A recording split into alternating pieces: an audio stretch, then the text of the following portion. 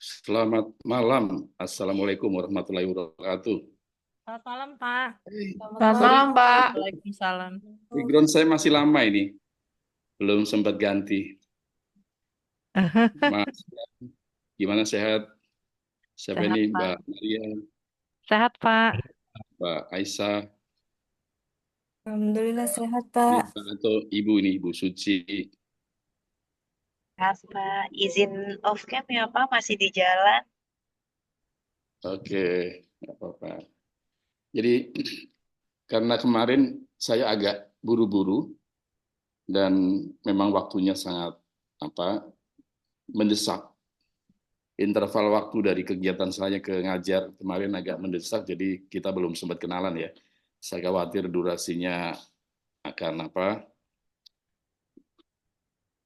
terbuang untuk kenalan. Tapi setelah itu saya merasa saya ngobrol sama Mas Fian, Mas ini kayaknya kita perlu kenal juga. Saya khawatir nanti kalau sama Prof Henry diminta penilaian ya, diminta masukan terutama untuk nilai. Biasanya dosen pengampu selalu ada kontribusi untuk nilai utuh. Tapi nggak tahu, mudah-mudahan Prof Henry sih nggak minta begitu ya. Tapi tanpa mengenali wajah Bapak Ibu, rasanya sulit ya untuk kita menjatuhkan final nilai buat Bapak Ibu sekalian. Biasanya ini bukan soal subjektivitas, tapi kadang-kadang kita bisa meleset ya. Saya ngajar di beberapa perguruan tinggi itu suka meleset. Orang yang saya kenali rajin, kok nilainya nggak begitu bagus gitu. Jadi akhirnya ada klaim-klaim yang saya harus terima gitu. Oke, Mas Fian bisa dimulai? Bisa, Pak. Baik, Pak. Ya, Silakan, Pak. ya. Oke, karena nanti malam saya ada jadwal berangkat ke Jogja, karena saya masih punya tanggung jawab untuk ngajar di Jogja. Baik, Assalamualaikum warahmatullahi wabarakatuh. Salam sejahtera untuk kita semua. Ya, saya kira satu kehormatan saya bisa berada di tengah-tengah Bapak Ibu sekalian untuk kita sama-sama belajar. Jadi kalau S2 itu saya kira learning together ya. Tidak ada kita mau jalan sendiri gitu. Kadang dosen juga sedikit lebih tahu karena lebih baca dulu, tapi kalian juga kadang-kadang tahu banyak dan dosennya belum tahu soal itu. Jadi kita sharing, kita diskusi, siapa tahu menemukan banyak kebaruan yang harus kita adopsi dalam proses pembelajaran kali ini. Kita kenalan ya. Saya takutnya nanti di luar dikira sombong ketemu Bapak Ibu. Ini bapaknya ada berapa ya? Saya sebut Bapak Ibu, ternyata bapaknya Ada tidak dua, Dan tahu. Pak. dua, Pak, harusnya. Pak Chandra, Harus. Pak, di Papua. Oh, Mas Chandra di Papua. Benar Pak, saya di Papua Pak. Mohon maaf Pak, saya off kan Pak karena lagi Iya, nyium. iya, iya, nggak apa-apa. Nggak apa-apa. Ya. Oke, saya boleh memperkenalkan diri agak lebih mendalam sedikit. Kalau kemarin hanya saya sebut bahwa saya ini alumni dari UNJ. Nah, ini ada CV singkat saya. Sebenarnya sih bisa dibaca nanti kalau mau. Saya terus terang bukan dosen ASN ya, jadi bukan dosen yang mengawali karirnya dari awal menjadi dosen. Tapi saya seorang birokrat, seorang praktisi, bermula jadi jurnalis. Nah, kalau bicara jurnalis ini liku-likunya banyak, artinya tidak langsung hanya sebagai jurnalis. Saya pernah jadi host, jadi presenter, jadi penyiar, dan itu era 80-an ya. Mungkin ada beberapa Pantesan di antara. suaranya ini ya, Pak. Suaranya familiar gitu ya. Empuk-empuk Ya, gimana ini gitu. sudah produk dari sana nih, produk dari sananya ya. Jadi sudah nggak bisa lagi diubah gitu. Nah,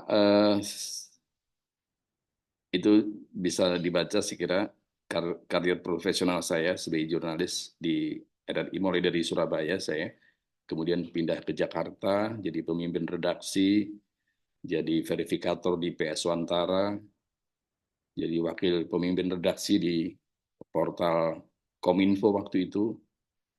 dan sampai menjadi penulis di beberapa media, tulisan di Kompas, di Republika, di Kedaulatan Rakyat, di Antara sendiri. Ya. Karir birokrasi saya ya dimulai dari RRI. Jadi setelah jadi jurnalis itu rupanya kita nggak bisa sampai tua menekuni profesi itu ya. Kita harus masuk ke manajemen, jadi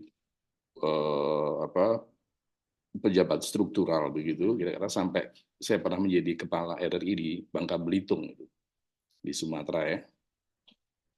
Tapi kemudian saya dipanggil ke Jakarta untuk membantu teman-teman di Kominfo yang sekarang Komdigi, yang sangat terkenal dengan kasus BTS-nya ya. Mungkin Bapak Ibu sangat familiar kalau saya sebut kasus BTS gitu ya.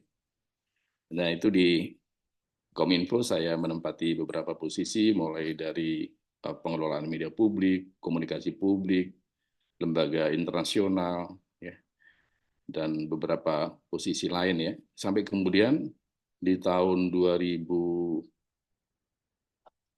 ya, saya diangkat menjadi analis kebijakan di Komdigi, di Kominfo. Nah, pada saat jadi analis kebijakan itulah saya sedang kuliah S3, jadi saya injury time saja. Mau pensiun, kuliah S3, dan alhamdulillah 2,6 bulan, dan waktu itu dipersoalkan nih, ini terlalu cepat nih, nggak boleh katanya gitu. Ada apa, Prof. siapa saya lupa ya, Prof. Eliana itu sponsor saya atau dosen pembimbing saya. Terlalu cepat ini nggak bisa, harusnya lebih dari 2,5 tahun. Akhirnya dihitung-hitung, oh ya lebihnya hanya 1 bulan, jadi 2 tahun 6 bulan. Alhamdulillah waktu itu tahun 2023 saya selesai S3 karena Komdigi itu punya sekolah tinggi ya, namanya Sekolah Tinggi Multimedia di Jogja yang sekarang jadi home base saya. Itu merasa perlu harus punya beberapa doktor biasa untuk akreditasi ya. Kemudian saya ditanya oleh Biro Kepegawaian, mau nggak diperpanjang dari usia 60 menjadi 65, tapi syaratnya harus pindah ke Sekolah Tinggi Multimedia di Jogja. Saya pikir ya maulah, meskipun jauh dari keluarga. Saya terima opsi itu, mulai 2023 saya ngajar di SDMM Yogyakarta sampai hari ini. Jadi saya Jakarta Jogja tiap minggu ya. Tuh. Tapi sebelumnya itu pernah punya pengalaman mengajar di Sekolah Tinggi Ilmu Ekonomi Kalpataru Jakarta waktu masih di Kramat Raya ya, dekatnya UI Salimba itu. Saya diminta oleh Direktur Sekolah Tinggi untuk mengajar di situ, itu sekitar tahun 2008 ya. Tapi merasa belum jadi dosen karena belum punya jabatan fungsional, hanya sekedar diminta ngajar ya, datang ngajar, dapat honor, selesai. Gitu.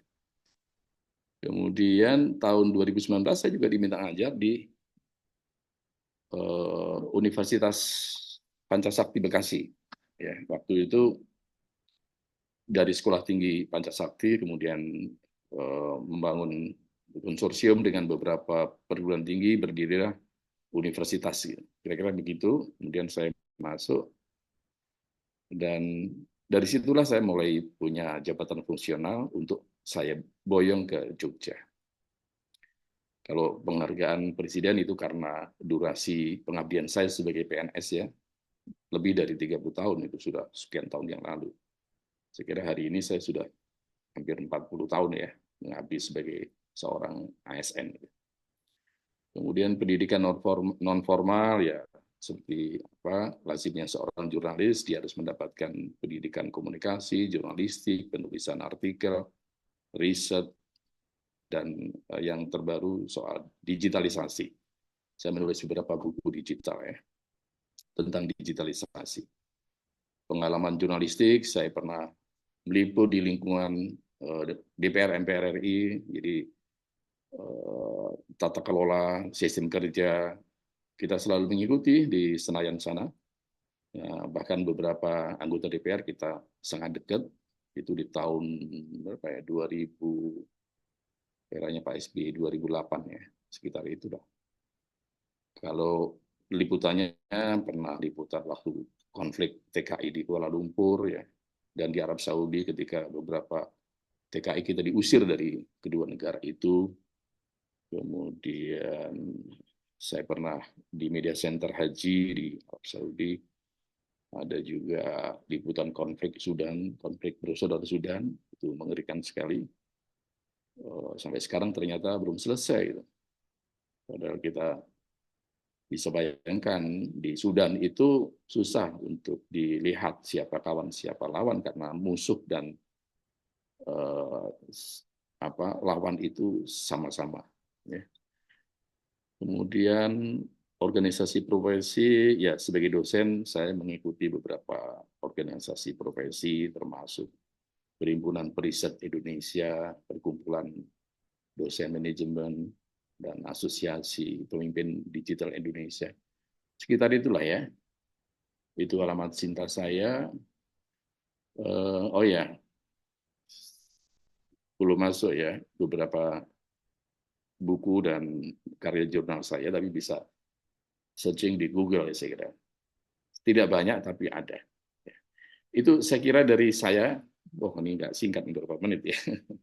Saya mohon dari Bapak Ibu sekalian bisa memperkenalkan diri, karena kalau kita tidak kenal barangkali komunikasi kita tidak bisa linear ya, tidak bisa mempermudah komunikasi karena tidak kenal itu selalu berjarak. Silakan, boleh urut berdasar absen atau langsung Mas Afin, gimana? Mas Fian? Ya Pak, dari saya dulu tidak apa-apa Pak. Ya, terima kasih atas waktu dan kesempatannya. Salam kenal Bapak. Nama saya Pian. Saat ini saya aktif mengajar di SMA Atalia di Tangerang Selatan, Bapak. Demikian perkenalan dari saya. Terima kasih. Di SMA? Atalia, Bapak. Tangerang Selatan. Iya. Oh iya, iya. Saya pikir adminnya UNJ kemarin ya. Bukan, Mak. Saya penanggung jawab mata kuliah. Jadi tiap mata kuliah itu ada mahasiswa yang bertanggung jawab untuk Oke. ini komunikasi dengan dosen seperti itu, Pak. Sudah berkeluarga? Iya, Pak. Sudah, Pak. Ini penting pertanyaan ini. Oh ya, saya belum Ketua kelas juga, sebutkan Pak. keluarga Ketua ya. Saya kelas. punya dua anak. Kalau istri udah pasti satu, dua anak. Anak pertama saya di Kementerian Ekonomi Kreatif, masih bujang. Dan anak kedua di kantor staf presiden, insya Allah tahun depan menikah. Nah itu kita mesti kenali juga siapa di belakang kita ya. Silakan lanjut. Terima kasih Mas Fian. Silakan. Ibu Aisyah, Ibu atau Mbak ini? Pak Ibu, boleh Mbak juga boleh Pak. Baik Pak, terima kasih sebelumnya. Salam kenal, saya Aisyah Amalia, biasa dipanggil Aisyah. Saya 2 tahun lalu itu bekerja di salah satu perusahaan obat-obatan dan kosmetik Pak. Terus setelah di 2025 saya resign untuk fokusnya untuk mengikuti perkuliahan S2 ini Pak. Seperti itu. Saya satunya di Palembang Pak, Universitas Sriwijaya, prodinya Pendidikan Ekonomi. Terus ambil S2 juga linear Pendidikan Ekonomi Pak. Terima kasih Wah, Pak. keren. Mau jadi dosen ya. Mudah-mudahan sih Pak kalau rezeki dan ada kesempatan Pak. Mohon Ya doanya. kalau bicara linearitas ilmu itu selalu bisa kita tangkap sebagai sinyal untuk mau jadi dosen karena syaratnya minimal linear 2 tingkat, S1, S2 atau S2, S3. Oke, Baik. Mbak Aisyah dari mana aslinya? Kalau saya aslinya tuh saya di Palembang Pak tinggal karena kebetulan saya pernah kerja di sini. Jadi untuk saat ini saya masih stay di Tangerang Selatan Pak. Selanjutnya Ibu Maria. Salam kenal, Pak. Ya, Eh, saya biasa dipanggil Ani, Pak. Ujungnya aja. Oh S1, iya. S1 saya accounting, Pak, ekonomi UI, accounting. Kebetulan saya saat ini juga bersama beberapa teman mengembangkan usaha di IT, Pak, di AI Based Solution. Dan kemudian karena ditawarin untuk ngajar di Akademi Perekam Medis eh, Bumi Husada Jakarta, itu D3. Jadi saya tertarik untuk melanjutkan S2 gitu loh, Pak. Saya mengambil karena waktu saya searching di Google itu kewirausahaan, kan karena saya ngajarnya kewirausahaan, Pak. Saya searching ternyata UNJ di paling atas. Jadi yang saya ambil itu sekarang Iya. dan senang sekali bisa bertemu dengan Bapak. Terima Eh, kasih sama-sama. Jadi kelihatannya ke depannya juga akan di dunia pendidikan ya. iya, Pak. Dikolaborasiin aja sih, Pak. Iya, iya. Bagus. Ibu Lia. Assalamualaikum warahmatullahi wabarakatuh. Salam kenal Waalaikumsalam. Pak. Nama, nama saya Lia Frianti. Saya S1-nya Pendidikan Ekonomi. Sekarang bekerja sebagai analisis laporan keuangan di Patra Pertamina. Di mana? Patra Pertamina, Pak. Oke. Aslinya mana, Bu Lia? Saya aslinya dari Bangka Belitung. Oh, di mananya? Saya di Bukit Baru, Pak. Baru dari mana ya? Ya, perumahan Timah TBK. Itu masuk Pangkal Pinang atau Sungai Ya, Liat? masuk Pangkal Pinang. Pangkal Pinang. Oh, Enggak, saya perumahan kira. Timah TBK. Oke, oke. Ya, Jadi dekat sering, rumah sakit Timah TBK. ya, ya. Ya, Sering ke rumah makan Asoy ya. ya. Iya, iya. Itu Sering ya Pak ke sana. andalan andalan kita waktu di Bangka Belitung itu. Iya, Ibu iya. Suci Sekarang yang banyak Pak. masih on the way. Ya, makasih Pak. Ya, Ya Pak, salam kenal Pak Eko. sama-sama Saya Bu Suci. Suci Pak. Saya saat ini alhamdulillah masih aktif mengajar di SMA Izada di Tangerang Selatan. Saya dulu S1-nya di UNJ, Pendidikan Ekonomi juga, dan sekarang lanjut lagi di UNJ untuk magister dengan yang sama linear juga untuk jurusannya. Nah, keren. Jadi nggak bosen nih berapa tahun berarti ya di UNJ terus. Iya Pak. Iya, iya, iya. Oke, selanjutnya Ibu Veronica. Mbak Veronica ini. Iya, selamat malam Pak. Salam kenal. Saya Intan, sekarang sudah bekerja guru di SMP Bunda Mulia, Jakarta Barat. Saya asalnya dari Yogyakarta. Di mana Jogjanya? Di Sentolo, Pak. Saya lahir di sana. Oh, Makasih, Pak. oke, makasih Mbak Veronica, Mbak Nika. Selanjutnya Mbak Septi Yani. Ibu Septi. Ya, terima kasih Bapak. Selamat malam. Salam kenal sebelumnya Pak Eko. Saya kesehariannya menjadi guru di SMA daerah Tangerang Selatan juga Bapak. Oh, rata-rata Tangerang ya. Iya, kita satu MGMP. Di sini ada saya, Ya, Pak ya, Fik, ya. Bu Suci. Nah, saya S1-nya dulu di UNJ dan sekarang lanjut S2 karena sebenarnya pengen apa ya refresh ilmu aja sih Pak karena menurut saya 5 tahun bekerja dan tanpa ada input selalu memberikan terus ya Pak ya itu jadi gersang lah otak saya ibaratnya kayak gitu mohon mohon ini ya bantuannya ya Pak untuk selalu membasahi pengetahuan-pengetahuan untuk kita semua. Terima kasih. Keren, keren. Jadi memang belajar itu ya sepanjang waktu ya, learning lifelong ya. Jadi nggak usah berpikir saat ini kita berada di posisi mana, selagi punya peluang, ambil itu. Karena belajar itu investasi yang jangka panjang kita bisa rasakan nanti. Saya termasuk orang yang menyesal kenapa baru kuliah injury time sudah usia 60 tahun begitu ya. Kalau tahu bahwa pendidikan itu betapa pentingnya, saya dari muda akan selesaikan.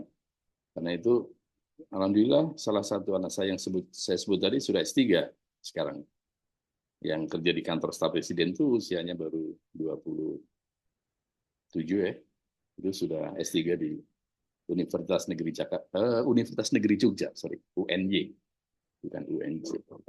Karena itu mungkin ada virus yang menular lah ya. Saya selalu mengatakan, nyesel hari ini saya baru selesaikan pendidikan saya.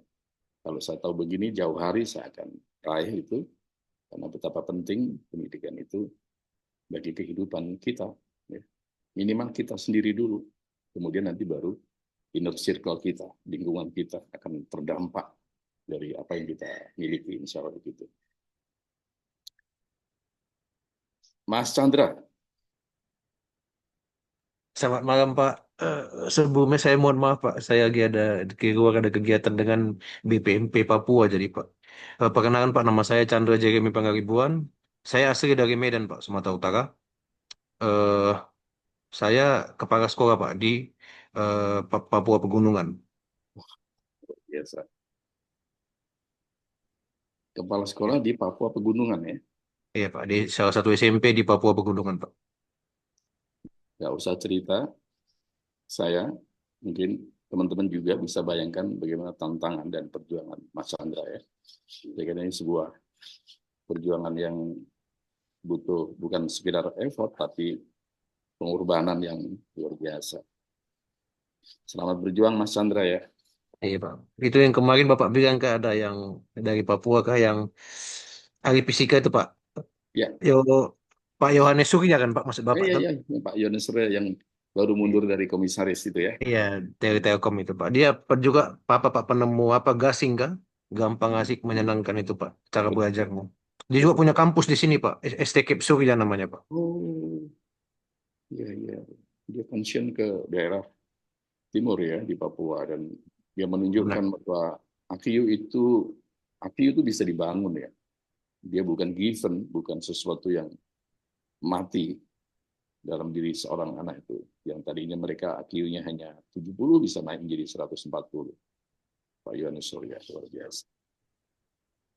Terima kasih Mas Chandra. Terima kasih Pak Sam. Ya. Selanjutnya Ibu Irma. Selamat malam Pak. Selamat malam Pak. Saya Irma. Saya tinggal di Bogor. Dulunya satunya pendidikan ekonomi juga. Saya untuk sekarang kerjanya baru ACC Pak di retail. Apa itu? Cruise store. Oh, oke. Ya Pak, terima kasih. Terima kasih Mbak Irma, Ibu Irma ya. Selanjutnya Mbak Zahra. Mbak Zahra. Silakan. Ibu Zahra.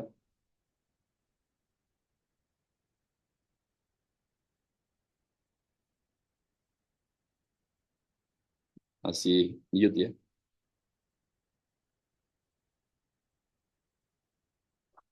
Belum terdengar suaranya?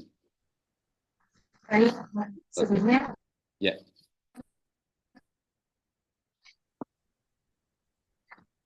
Mohon maaf sebelumnya panjangnya saya mungkin agak terang dulu ya. Kan nama saya Zahra Melia, biasa dipanggil Zahra atau Asom ya. Karena saya dari S1-nya dari Universitas di Jakarta juga, asli ini ya, pendidikan ekonomi.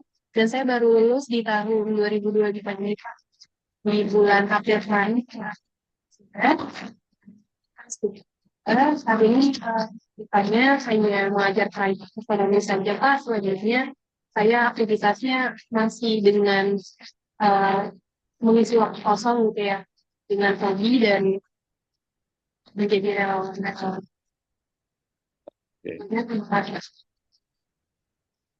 Oke, Ibu Zahra, salam kenal ya. Masih ada Ibu Lia ya? Ya, Ibu Lia ya? Udah tadi Pak. Sudah? Pindah posisi. Udah. Jadi sudah semua ya? Udah Pak. Sudah semua ya? Oke. Mudah-mudahan kalau kita ketemu di luar bisa saling tegur sapa ya. Hari ini ada jadwal presentasi ya, soal apa temanya? Pendidikan multikultural, Bapak. Ya, pendidikan multikultural. Itu satu tema yang sebenarnya sangat seksi karena isu multikultural itu sendiri muncul sejak pecah reformasi ya kalau di Indonesia. Kalau di luar sudah cukup lama. Tapi di Indonesia gaungnya itu baru setelah pecah reformasi 98 ya. Tapi saya izinkan tidak bicara soal itu meskipun saya ada materi nanti Mas Fian bisa dibagi ke teman-teman ya. Dibaca aja sendiri kira-kira apa isu-isu kritisnya seputar itu. Tapi saya lebih tertarik dengan hasil pertemuan forum rektor di Surabaya kemarin. Ya. Saya kira ada beberapa teman-teman yang sudah baca. Jadi dalam acara Kongres Pendidikan Tinggi di Surabaya, di mana hadir Menteri Pendidikan Prof. Dan tentu beberapa narasumber terkait dunia pendidikan kita, tapi terutama pendidikan tinggi. Buat saya menarik bukan soal isu strategis yang dibahas tentang bagaimana masa depan pendidikan kita, tapi justru forum rektor itu mencoba untuk membuat satu garis tentang perjalanan atau metamorfosis dari perguruan tinggi di Indonesia. Saya jadi ingat misalnya ketika tahun 80-an, saya masih S1 di Surabaya, itu model pembelajarannya jauh berbeda dengan model pembelajaran hari ini. Nah, ketika itu para rektor yang tergabung dalam forum rektor itu menyebutnya sebagai generasi 1.0 ya. Sebenarnya jauh setelah era 80-an, tetapi para forum rektor itu mendefinisikan model pendidikan ketika itu hanya cenderung satu arah. Sehingga guru atau dosen, kalau saya boleh mengadopsi ke pendidikan menengah dan pendidikan dasar, peran guru dalam hal ini itu hanya satu arah untuk memberikan ilmu pengetahuan kepada siswanya. Dan memang iya, ketika itu mana ada diskusi perdebatan yang lebih tajam gitu ya. Apalagi masih era Orde Baru ya. Zaman Pak Harto itu ada yang namanya normalisasi kampus itu. Jadi kampus itu dinormalisasi supaya tidak ada suara-suara lantang dari mahasiswa untuk melakukan protes terhadap kebijakan dari pemerintahan Presiden Soeharto waktu itu. Tapi ada kelebihannya bahwa ilmu pengetahuan itu mengalir begitu original dari seorang guru atau seorang pendidik ya. Etika moral itu begitu terbangun di masa-masa itu.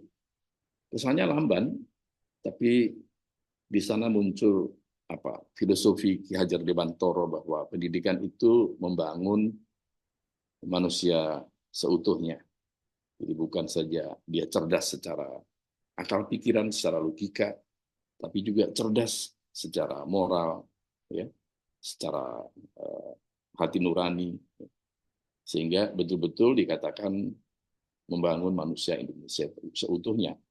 Itu yang coba digariskan oleh para forum rektor itu. Nah, kemudian disusul era berikutnya, apa yang disebut sebagai 2.0, itu didefinisikan pendidikan sebagai sebuah industri di mana setiap ilmu pengetahuan di belakangnya sudah ada deru mesin yang menunggu, deru mesin ekonomi yang menunggu, sehingga waktu itu pendidikan itu cenderung dikapitalisasi dengan pemodal. Targetnya ya sekedar bagaimana perguruan tinggi itu mampu meluluskan ya, sumber daya yang punya nilai, punya value untuk menempati posisi-posisi di pabrik-pabrik. Apa yang disebut sebagai link and match ya. Jadi dipaksa pendidikan itu harus linear dengan dunia industri. Kalau tidak salah menterinya waktu itu Wardiman, saya masih ingat ya, Wardiman Joyonegoro atau sih. Itulah menterinya. Konsep link and match. Jadi melibatkan kampus dan industri.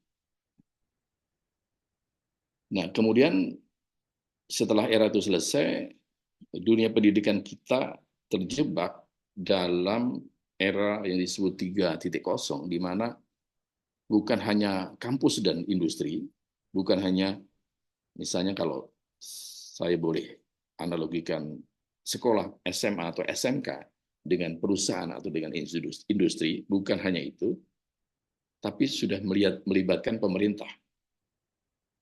Jadi ada kolaborasi antara dunia kampus, dunia sekolah, industri, dan pemerintah.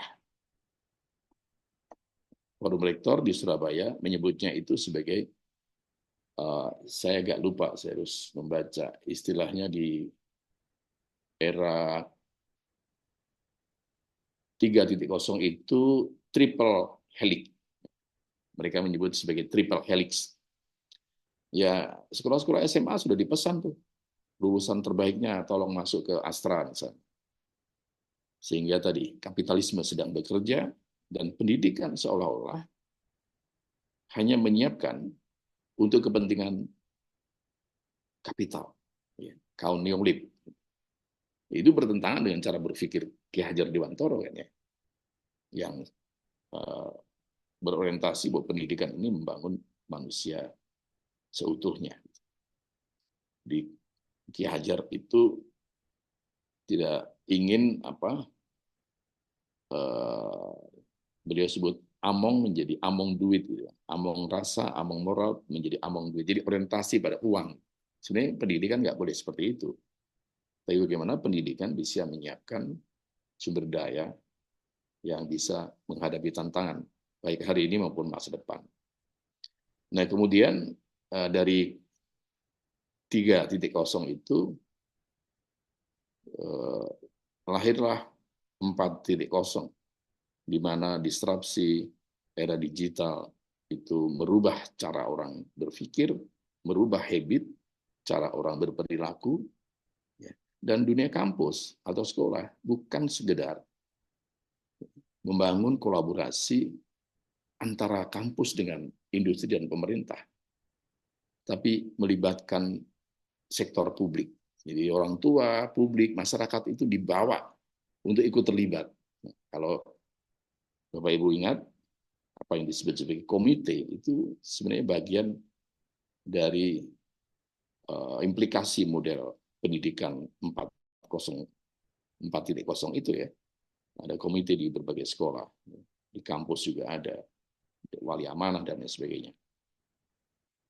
Nah, publik atau masyarakat yang dulunya menjadi tuan dalam sisi pendidikan, saya menitipkan anak saya, menyekolahkan anak saya bayar. Itu kan kita berdiri sebagai tuan. Tapi hari ini sudah tidak berlaku lagi. Orang tua harus terlibat dalam proses pendidikan anak baik di sekolah maupun di kampus. Nah, itu secara konsep yang disebut sebagai quadruple helix. Jadi melibatkan kampus atau sekolah, industri, pemerintah, nggak cukup. Orang tua harus terlibat. Publik harus terlibat. Nah, sebenarnya ini satu gagasan yang bisa dikatakan konstruktif untuk membangun masa depan pendidikan. Tetapi ada gap, yaitu tidak terjaganya, tidak terawatnya nalar kita. Bagaimana pendidikan ini bisa menyebar secara merata ke seluruh wilayah Indonesia. Bagaimana membangun pendidikan ini menjadi sistem yang inklusif, semua orang bisa. Karena tugas berikutnya, setelah kita bisa menciptakan sistem pendidikan yang inklusif, yang terdiri dari banyak orang, banyak unsur, banyak latar belakang dari sisi strata sosial, agama, dan sebagainya, tugas pendidikan kemudian adalah membangun, menjaga, dan terus mengembangkan sisi multikultural. Ya. Itu saya kira pesan yang harus terus digaungkan dalam dunia pendidikan kita. Tapi faktanya mungkin ada banyak kasus yang menimpa anak-anak sekolah kita, mahasiswa kita dari daerah terpencil misalnya, ya, yang tidak sanggup lagi membayar UKT dan itu dibiarkan sampai kemudian dia harus drop out. Saya kira kita mengingkari tadi ya, filosofi pendidikan untuk semua, ya, education for all, ya. Semua untuk pendidikan, all for education. Nah itu yang hilang. Kalau era 4.0 ya, itu mendefinisikan pendidikan sebagai konstruksi yang dibangun dengan 4 pilar, kampus atau sekolah, industri, pemerintah, dan publik, harusnya tidak ada lagi anak-anak yang tergelincir untuk drop out karena tidak mampu membayar sekolah. Tapi Bapak Ibu tahu, kemudian pemerintah melalui kepemimpinan Pak Prabowo Subianto membangun sekolah yang disebut sekolah rakyat, sekolah SMA Garuda, itu sebenarnya untuk menjaring mereka-mereka yang tidak cukup biaya, tapi punya intelijensi yang luar biasa. Dan SMA Garuda itu konon akan diproyeksikan untuk menempati 10 perguruan tinggi tertinggi di dunia. Ya. Tentu pola pengajarannya itu yang harus dilihat sebagai bagian terpenting untuk mencetak apakah lulusan SMA Garuda memang mampu menempati atau masuk ke jajaran 10 perguruan tinggi terbaik dunia. Kita akan harus nunggu 3 tahun ya berarti. Itu. Jadi ekosistem pendidikan yang baru dengan konsep 4.0 itu bukan saja membangun sistem pendidikan yang inklusif bagi semua, tapi juga dia harus menumbuhkan ya, kesadaran atas keragaman. Apa yang disebut sebagai aspek multikultural. Penghargaan kepada pendidikan itu bisa berangkat dari sana. Saya kira saya hanya menyinggung bagian terkecil dari apa yang akan kita diskusikan malam ini. Selebihnya, Bapak Ibu bisa memperdalam melalui presentasi kelompok ya. Gitu ya, Mas Fian? Iya, betul, Pak. Jadi malam ini kelompoknya siapa? Kelompoknya Bu Aisyah dan Bu Ani, Pak. Oke. Silakan Bu Aisyah, Bu Ani. Nanti Baik, mungkin Bapak. di akhir presentasi aja kita bisa tanya jawabnya. Iya, Oke. sesuai arahan Bapak minggu lalu kan kita slide-nya sedikit, nanti kita akan banyak diskusi Oh gitu iya, ya, Pak. iya. Nah, baik, Silakan, Bapak. silakan Bu Eh, Aisyah. Ya. Terima kasih untuk waktunya. Saya izin share screen ya, Pak. Ya.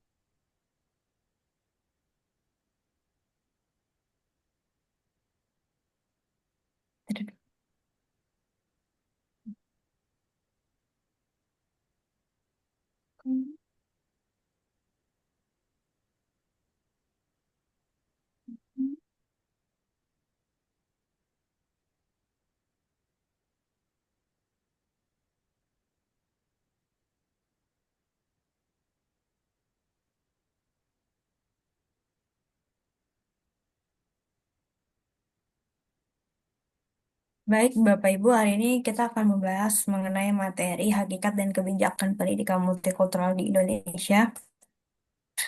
Mungkin kita langsung saja, Bapak Ibu. Untuk penjelasan materi yang pertama itu akan dijelaskan oleh Bu Ani. Kepada Bu Ani, dipersilakan. Terima kasih Mbak Aisyah. Apa namanya? Kita mulai dengan pengertian multikultural. Istilah multikultural kultural ini berasal dari kata culture yang diartikan hanya sebatas pada budaya serta adat kebiasaan sekelompok orang pada daerah tertentu. Suparlah mengartikan multikulturalisme sebagai sebuah ideologi yang mengakui dan mengagungkan perbedaan dalam kesederajatan, baik secara individual maupun secara kebudayaan. Multikultural adalah kondisi masyarakat yang terdiri dari berbagai macam budaya, suku, ras, agama, dan etnis yang hidup berdampingan dalam satu wilayah negara. Nah, pengertian pendidikan multikultural menurut James A. Pendidikan multikultural adalah konsep ide atau falsafah sebagai suatu rangkaian kepercayaan dan penjelasan yang mengakui dan menilai pentingnya keberagaman budaya dan etnis di samping membentuk gaya hidup, pengalaman sosial, identitas pribadi, kesempatan pendidikan dari individu, kelompok maupun negara. Pendidikan multikultural merupakan pendekatan pedagogis yang secara fundamental menghargai dan mengakui keberagaman budaya, etnis, agama, gender, dan kemampuan individu dalam proses pembelajaran. Konsep ini bukan sekedar toleransi pasif, melainkan apresiasi aktif terhadap perbedaan sebagai kekayaan bangsa. Silakan, Mbak Aisyah. Baik, terima kasih Bu Ani. Tadi sudah dijelaskan secara singkat ya pengertian dari multikultural itu apa, lalu bagaimana pendidikan multikultural, lalu mengapa sih pentingnya pendidikan multikultural itu diterapkan di lingkungan pendidikan negara kita. Yang pertama itu mengurangi intoleransi dan konflik sosial. Karena kita tahu negara kita itu banyak sekali budaya, agama, dan banyak sekali perbedaan-perbedaan dan kebiasaan yang sangat banyak perbedaannya. Jadi disitulah pentingnya untuk mengurangi intoleransi dan konflik-konflik sosial gitu. Contohnya yang dapat kita terapkan di dunia pendidikan itu peserta didik belajar tentang berbagai berbagai perbedaan agama di Indonesia sehingga ibadah agama lain tidak dianggap sebagai suatu ancaman. Lalu mencegah bullying dan diskriminasi. Kita tahu banyak sekali akhir-akhir ini permasalahan dan isu-isu muncul pembulian yang ada di dunia pendidikan, baik itu di pendidikan tinggi maupun di pendidikan menengah maupun di bawah gitu ya. Eh, Lalu yang ketiga itu mengembangkan sikap toleransi dan empati. Siswa dilatih untuk memahami perasaan orang lain dan menghargai eh, perbedaan eh, di kehidupan mereka dan aktivitas sosial peserta didik gitu kan.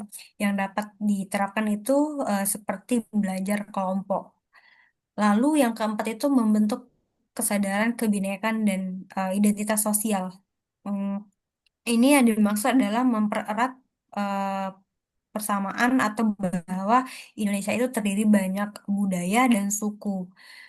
Nah, disitulah kita untuk membentuk kesadaran peserta didik bahwa Indonesia itu banyak sekali perbedaan, tetapi bukan berarti kita untuk menjadi permusuhan, bahwa perbedaan itu kita diusahakan untuk saling menghargai satu sama lain dengan adanya perbedaan. Yang kelima itu menumbuhkan karakter demokratis sesuai dengan negara kita itu ya negara demokratis eh, untuk menghargai dan berdialog dengan suatu perbedaan atau ide perbedaan menjadi bisa satu suara dan saling menghargai. Yang keenam itu mewujudkan keadilan sosial dalam pendidikan. Jadi di mana di suatu lingkungan akademik atau pendidikan itu kita sebagai tutor atau fasilitator itu tetap bersikap adil dalam dunia pendidikan. Yang ketujuh itu relevan dengan tantangan globalisasi.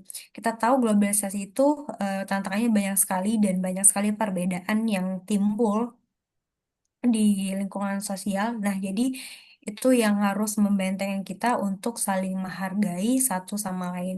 Yang ke-8 itu mendukung kebijakan pendidikan nasional.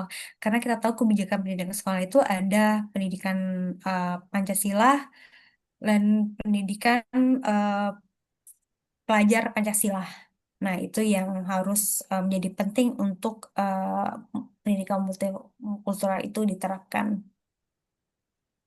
Lalu ada prinsip-prinsip utama pendidikan multikultural. Yang pertama itu pengakuan terhadap perbedaan atau reconciliation. Lalu yang kedua itu kesetaraan kesempatan belajar. Jadi diharapkan itu peserta didik itu mempunyai kesempatan belajar yang sama, tidak membandingkan atau membedakan dari ras dan agama. Lalu yang ketiga inklusi sosial dan anti diskriminasi. Jadi diharapkan dengan pendidikan itu eh, peserta didik dan lingkungan sekolah itu tidak adanya perbedaan atau pembulian. Yang keempat, partisipasi komunitas dalam pendidikan. Dan yang kelima, pembelajaran berbasis nilai kebangsaan. Karena kita tahu negara kita ini kan ada nilai Bhinneka Tunggal Ika kan. Jadi banyak sekali perbedaan eh, yang mendasari kita gitu. Yang keenam itu adalah landasan kebijakan peraturan undang-undang nasional. Yang pertama itu ada Undang-Undang 1945 Pasal 28 dan 31 menjamin hak setiap warga negara atas pendidikan dan kebebasan berpendapat tanpa diskriminasi. Pasal 31 mengamatkan pemerintah pemerintah menyelenggarakan sistem pendidikan nasional yang demokratis dan berkeadilan. Lalu yang kedua itu ada PP nomor 17 tahun 2010 tentang pengelolaan pendidikan. Mengatur standar pengelolaan pendidikan yang menjamin akses, mutu, dan relevansi pendidikan bagi seluruh warga negara, termasuk kelompok yang minoritas dan difabel.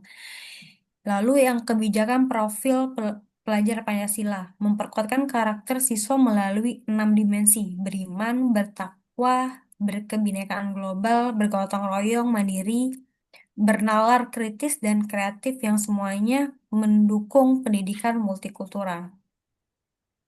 Lalu ada Undang-Undang Nomor 2 Tahun 2003 tentang Sisdiknas, yaitu mengatur penyelenggaraan pendidikan yang demokratis, berkeadilan, tidak diskriminatif dengan menjunjung tinggi hak asasi manusia, nilai keagamaan, nilai kultural, dan manajemen eh, menem- sorry kemajemukan kebangsaan.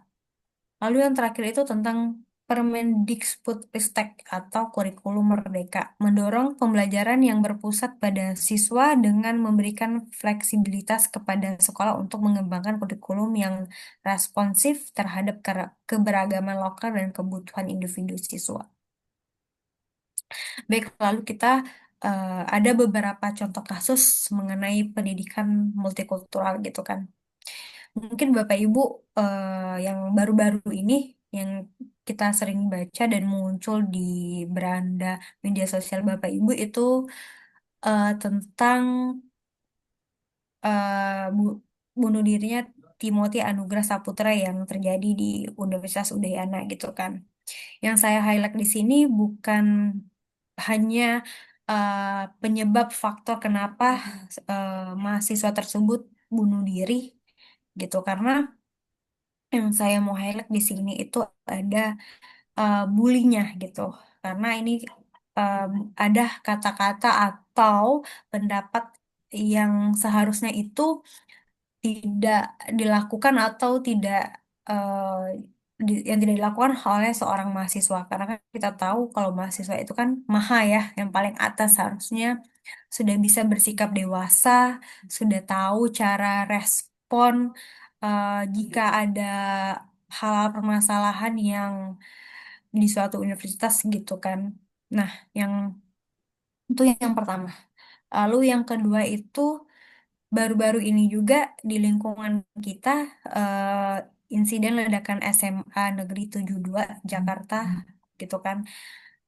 Ini saya kutip dari pendapat Universitas Negeri Gajah Mada karena kan di sini disebut eh, faktornya itu kemungkinan eh, ada dua, ada perspektif sosiologi dan psikososial.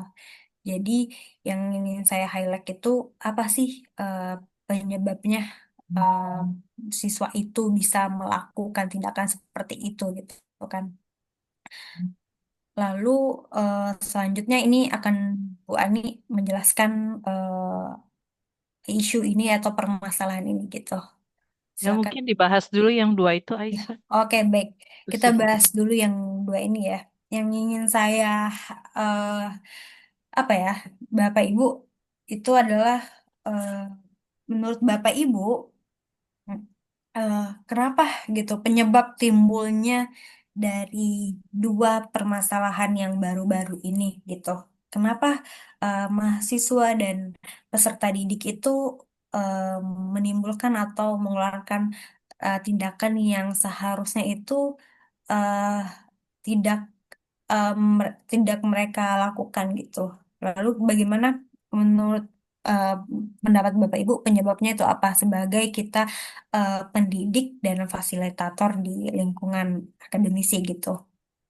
Lalu yang ingin saya tanyakan juga yang bisa kita diskusikan untuk dua permasalahan ini apa sih tindakan selanjutnya agar tidak terjadinya hal-hal yang seperti ini gitu.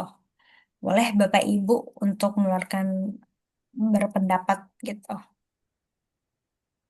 Langsung on-cam saja ya Bapak Ibu yang ingin berpendapat gitu. Silakan. Ini dimintai pendapat ya, bukan Iya, iya Pak. harusnya peserta bertanya pada Ibu ya. Tapi nggak apa-apa. Barangkali ada pendapat dari teman-teman yang bisa melengkapi apa yang disampaikan oleh kelompok ini. Ya, dari saya, Bu Aisyah, saya Iya, izin menanggapi. iya Ya, ini silakan Pak Fian. ini merupakan salah satu aspek penting yang harus kita perhatikan bahwa dalam pendidikan itu tidak hanya IQ yang diutamakan, tapi juga EQ, emosional kuantum seperti itu. Di mana EQ itu merupakan salah satu aspek yang tidak kalah pentingnya dengan IQ. Jadi toleransi, simpati, kemudian kita saling menghargai satu dengan yang lain, apalagi dengan kaum yang berbeda dengan kita atau kaum unik yang berbeda dengan kita, itu diperlukan kecerdasan emosional seperti itu. Jadi itulah yang harus kita terapkan, bahwasannya kecerdasan itu bermacam-macam, tidak hanya yang berdasarkan kognitif semata, tapi kecerdasan lain yang tidak kalah pentingnya adalah untuk menghargai yang berbeda daripada kita, dan itu harus dipupuk sejak eh, anak-anak seperti itu. Itu kalau pendapat dari saya, Mbak Aisyah.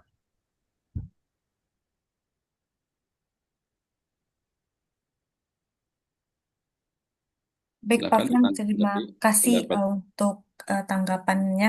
Berarti dari Pak Fian itu eh, kalau dalam pendidikan itu hanya bukan sekedar IQ saja yang penting tapi EQ ya Pak Fian ya. Ya, Karena betul, Bu. maaf Bapak Ibu, karena dimulai dibentuknya EQ itu sejak dini ya Pak Fian, sejak dari usia mungkin paling PAUD gitu ya, atau ya sejak dini lah untuk membentuk EQ yang lebih baik lagi gitu. Oke, mungkin ada yang lain Bapak Ibu. Ini sangat sebagai tantangan juga ya kita sebagai pendidik bukan hanya sekedar mengajar saja, tapi bagaimana tantangan kita itu mendidik peserta didik dan anak-anak didik kita gitu ya Bapak Ibu. Itu tantangannya sebagai guru dan orang tua gitu kan. Harus balancing kita sebagai orang tua ya juga, lalu kita sebagai guru juga mendidiknya seperti apa gitu. Mungkin ada tambahan yang lain Bapak Ibu? Mau menambahkan sedikit, Mbak Aisyah. Baik. eh Kalau saya ini kan dari generasi X gitu ya, Pak. Maksud saya inget-inget gitu, kasus bullying ini kan sekarang marak gitu ya di di generasi yang sekarang gitu. Saya inget-inget zaman saya dulu gitu ya, maksudnya zaman saya SD, SMP, SMA gitu, kuliah gitu. Sepertinya aman-aman saja gitu ya. berjalan aman-aman saja. Even kuliah di waktu itu zaman kuliah ospek aja pun menurut saya nggak sampai yang heboh banget gitu ya. Yang paling paling mentok-mentok setengah jongkok gitu ya.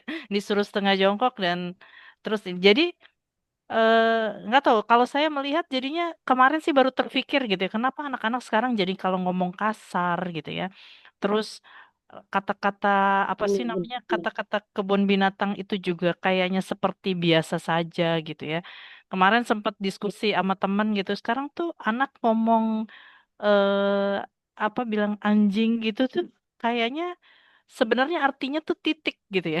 Saya juga nggak ngerti kenapa anjing terus jadi titik gitu. Kayaknya ada kalimat lain yang bisa lebih baik gitu.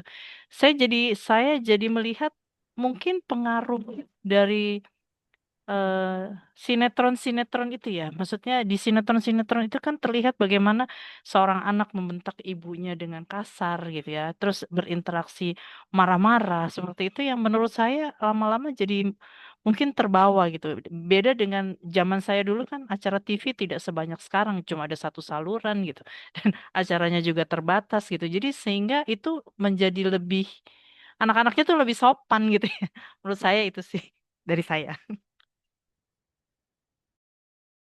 Iya bener tuh sekarang anak-anak kayak kalau ngomong kayaknya serem-serem. Kalau kata murid saya, kalau nggak ngomong kasar seperti itu, nggak, maksudnya kayak orang jadul gitu. Jadi mindsetnya udah, kalau ngomong kayak bahasa kasar tuh merasa keren gitu. Cuman Iya, saya sepakat dengan Pak Fian ya terkait IQ. Memang benar ya, eh, sering sering ketemu gini ya tentang bullying-bullying di sekolah. Bahkan sekarang kalau ketemu guru pun berani untuk bully gitu ya. Entah dia nggak tahu eh, kalau yang dia ucapkan itu sebuah bully atau bukan gitu ya. Tapi kalau setiap saya tanya, kamu kenapa ngomongnya seperti itu? Biasanya dia berbicaranya, lah dia duluan bu yang melakukan seperti itu, jadi saling bales. Dan memang ada unsur kata yang menyatakan bahwa lah dia aja berlaku seperti itu bu, ya kita juga harus seperti itu. Toh dia nggak merasakan hal-hal yang mungkin menyedihkan. Hmm. Jadi ibaratnya bercandaan, bully itu sama aja bercandaan. Mungkin apa ya? Kalau saya yakin setiap sekolah itu memiliki workshop tersendiri tentang bullying, entah setahun sekali gitu ya, atau ketika dia kelas 10 atau kelas 11 pasti ada. Cuman yang namanya anak-anak ya, memang perlu harus diingatkan seperti itu. Kalau kasus dari Seman 72, kebetulan temen guru saya itu saudaranya guru di Seman 72 gitu ya. Memang benar apa adanya dia kebetulan anak ini kalau nggak salah dia tidak tinggal dengan kedua orang tuanya. Jadi anak yang introvert diajak ngomong juga agak susah. Ternyata memang di situ menaruh dendam ya. Entah dia bingung untuk bercerita lagi kepada siapa. Karena dari segi keluarganya pun, kalau nggak salah ya, dengar-dengar tuh kemarin pernah bahas tentang ini, nggak ada orang yang bisa untuk dia berlindung kayaknya. Ya, jadi ya benar kata apa ya kalimat yang ada di sini yang menandakan bahwa ya udah udah numpuk gitu akhirnya dia memilih untuk jalan melakukan insiden ledakan ini gitu sih. Maaf kalau seandainya ada pernyataannya. baik. Terima kasih Bu Ani, Bu Septi, dan Bu Lia. Bener ya sekarang tuh dari kata-kata kebun binatang itu udah dianggap normal gitu, sudah menormalisasikan gitu. Itu jadi menormalisasikan, jadi terbentuklah habit atau kebiasaan gitu kan. Lalu yang kasus yang di SMA Negeri 72 ini, eh, kita tahu peserta didik itu tidak ada tempat untuk mengekspresikan apa ya emosi atau perasaan yang dia rasakan gitu. Tidak ada tempat untuk mengekspresikan. Jadi eh, sama yang kayak dosen UGM ini mengungkapkan dia itu akumulasi dari yang ada dalam diri dia gitu. Lalu dia tidak tahu nih bagaimana apa ya mengekspresikannya, menumpahkannya kemana, ke siapa gitu kan. Jadi ya sangat perlu untuk dukungan orang tua sih. Kalau menurut saya bisa dilihat dari eh, apa ya narasi yang ditulis di sini gitu. Mungkin ada yang lain Bapak Ibu gitu. Tantangan Hmm. sekali ya Bapak Tapi Ibu disitulah untuk tuh, kita gitu. iya, iya. Ya, lanjut Bu Lia. Tapi disitulah tugas guru ya. Untuk Tuh. apa nganalisis ya gimana siswa itu seperti apa, kira-kira misalnya pendekatannya seperti apa kepada siswa yang kira-kira seperti Septi bilang kan, introvert gitu kan. Nah, kita jadi sebagai pendidik harus mengajarkan pendidikan karakter kepada siswa. Jadi saling toleransi seperti itu. Lebih peka lah kita sebagai guru. Memang bebannya berat sebagai guru ya, sebagai pendidik ya kan. Harus apa ya, melihatlah siswanya itu secara keseluruhan lah mungkin ya. Kadang ada siswa yang nggak terbuka sama orang tuanya kan. Mungkin nah kita sebagai guru ada pendekatan seperti apa antara siswa ke orang tua. Mungkin itu ya. Ya, terima kasih Bu Lia. Memang ya permasalahan yang di sini yang saya paparkan itu banyak sekali.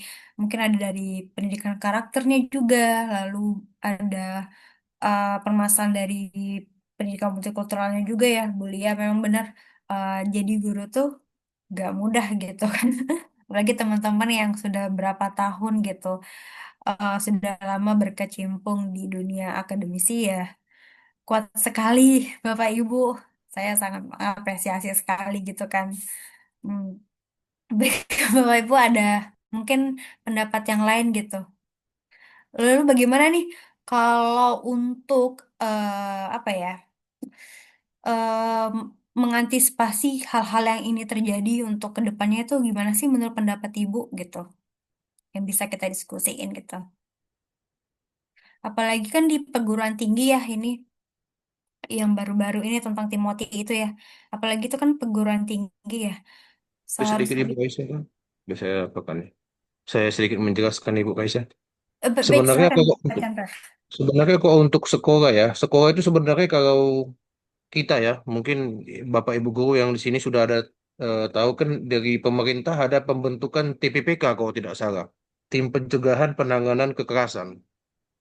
Itu ada, yaitu timnya terdiri atas komite sekolah, orang tua, unsur sekolah, dan wali wali apa? Wali siswa. Itu seharusnya ada. Karena kami juga pernah kemarin apa namanya Zoom ya eh, terkait masalah itu dan mungkin kalau yang di sini ada sekaligus operator itu dia pasti tahu itu ada pembentukan tim itu. Sebenarnya tadi antisipasi dari pemerintah itu sudah ada terkait masalah itu. Sudah membuat tim tapi memang eh, yang jadi masalah di sini yang pernah kita dipertanyakan, dipermasalahkan juga adalah ketika dibuat tim itu yang seringkali yang tidak melaksanakannya itu adalah unsur dari orang tua. Kenapa? Ketika gurunya sudah apa ya keras ya mungkin ya kita bilang ya supaya keras tidak terjadi seperti yang seperti itu orang tuanya malah membela anaknya begitu. Jadi kalau gurunya contohnya pukul itu anak nanti orang orang tuanya bela.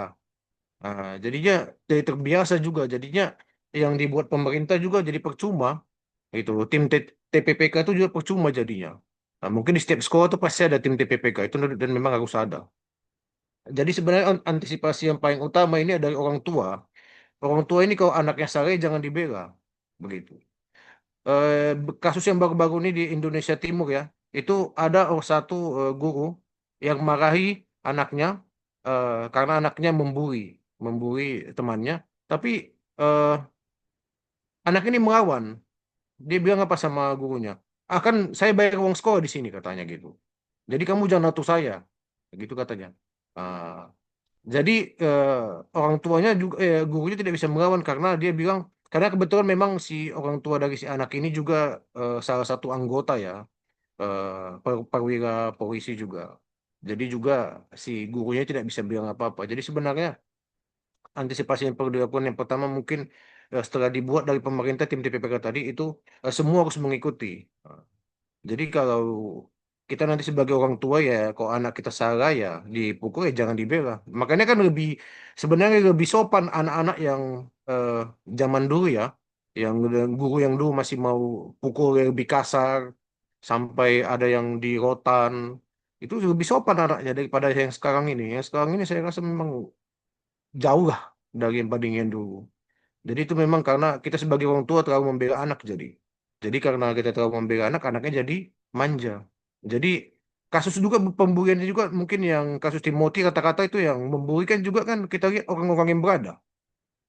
Kata-kata orang kaya saya lihat memang.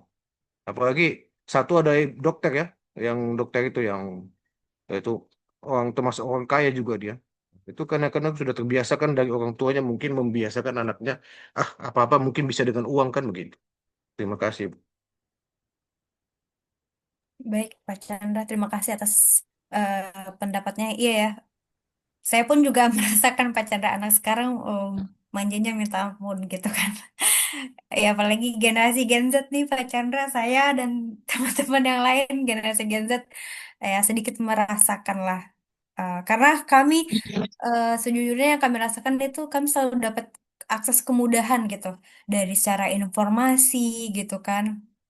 Jadi terkadang yang saya rasakan itu Pak Chandra anak sekarang itu atau seangkatan saya ya, menurut saya ini kan terlalu cepat dapat informasi dan terlalu banyak informasi yang diambil jadi kita itu tidak mencernanya lebih baik lagi gitu. Jadi makanya timbullah hal-hal yang seharusnya itu tidak terjadi tapi ya eh, seharusnya tidak terjadi tapi ya secara tidak langsung ya ya udah terjadi gitu yang seharusnya nggak harus terjadi gitu itu menurut saya sih penyandang terlalu banyak informasi jadi kita nggak ada terlalu banyak overload gitu ya jadi tempatnya itu eh apa ya terlalu banyak jadi kita nggak tahu nih informasi apa yang harus dikonsumsi informasi apa yang harusnya tidak dikonsumsi gitu sih Pak Chandra itu menurut saya di angkatan saya ya anak anak Gen Z gitu mungkin ada pendapat Bapak Ibu yang lain, seharusnya kan apalagi sekolah ya, seharusnya kan sekolah itu safety school ya, tempat yang aman untuk kita berekspresi, menimba ilmu, banyak hal-hal baru yang kita temui gitu kan. Tapi pada dasarnya ya sekolah itu bisa jadi tempat membunuh kita, membunuh secara fisik, secara karakter dan lain sebagainya gitu. Jadi ya sangat disayangkan yang harusnya sekolah itu tempat safety, jadinya tempat pembunuhan lah secara kasarnya seperti itulah gitu kan. Tapi ya tidak semua sekolah seperti itu, tapi ya apa ya eh, lingkungan sekolah yang mungkin kurang gitu menerapkan tentang bully ini gitu, pelajaran tentang bully ini. Mungkin pendapat Bapak Ibu ada yang lain atau Pak Eko ingin berpendapat, Pak? Baik. Oke, ada Ibu Zara, silakan Bu.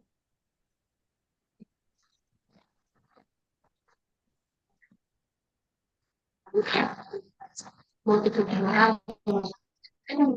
Belum. Maaf Bu Zara, suaranya agak sedikit pecah-pecah. Baik. Jelas nggak? Oke, jelas. Kalau dari pendidikan multikultural ya itu sebenarnya rekomendasi kayak kalau kita hidup di negara yang sebenarnya beragam banget gitu sih beda kita juga dari nggak cuma tempat juga kita belajar pelajaran juga tempat dan saling menghargai. Nah, sebenarnya pemerintah itu juga udah banyak kebijakan yang gitu kayak di mana kebijakan itu benar-benar dilakukan di sekolah sehari-hari. Misalnya nih kayak akan masalah ini kan tidak gitu ya lihat gitu apa di sekolah. Nah biasanya dan sekolah yang mungkin kultural yang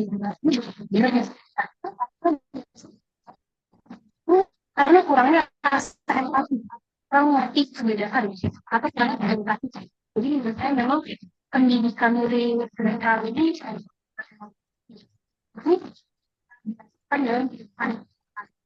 mulai Suaranya dari hilang-hilang, Bu Zara. Ini belajar. di saya atau di teman-teman yang lain juga hilang-hilangan ya? Ini kayak saya hilang-hilangan Kayaknya nih. memang Ya, sinyal kurang saya kurang clear, guys ya. Oh, kirain saya. kurang clear and loud, Ya. loud and clear. Ya, Oke. sinyalnya kurang Apa bagus. suara saya terdengar?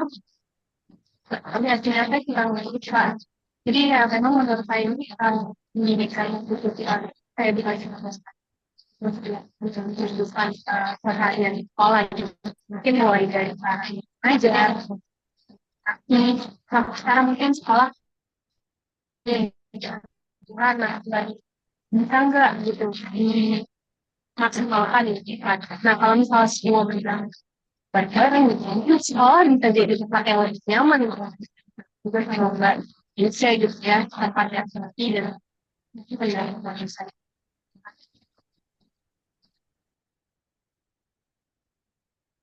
Gimana Bu Zara? Boleh sambil dicek? Kurang clear suaranya tadi.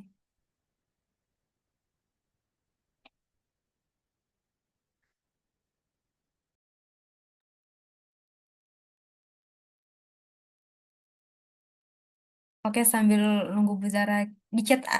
Oke. Ya, nanti saya ada catatan kecil soal Timothy, mungkin bisa ditayangkan nanti ya, setelah presentasi ini selesai. Saya ingin nanti Bu Maria yang baca. Ada esai kecil, ya. Silakan dilanjut. Mbak Isah mau coba menambahkan, Mbak Isah?